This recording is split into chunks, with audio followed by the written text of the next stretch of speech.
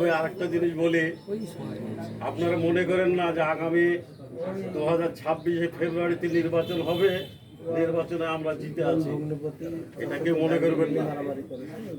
আপনারা দৃষ্টি রাখবেন, এই নির্বাচন কিন্তু কঠোর নির্বাচন হবে। এই নির্বাচনের জন্য আমাদেরকে যদি বিগত 17 বছরের আন্দোলনের মুখী হতে হয়, তাও আমরা হব ইনশাল্লাহ। এই ব্যক্ত আজকে আমরা করব। কেননা একটা জিনিস কি, যে দল বাঁচলে আমি বাঁচব, দল যদি না বাঁচে আমি বাঁচবো না। এই মামুনের এখানে আমি 2 বার না 3 বার টাকা খেয়ে গেছি, করতে পারিনি অনুষ্ঠান। ওই দিক দিয়ে পুলিশ এসেছে, এই কাদার ভিতর দিয়ে আমরা পালিয়েছি। কিভাবে পালিয়েছি আল্লাহ জানে।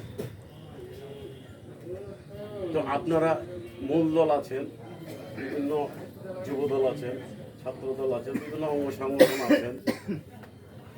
আপনাদের কাছে আমার আবেদন, জাতীয়তাবাদী মৎস্যজীবী দল একটা পেশাজীবী সংগঠন, আশা করি আপনারা তাদেরকে, এই সংগঠনটিকে আপনারা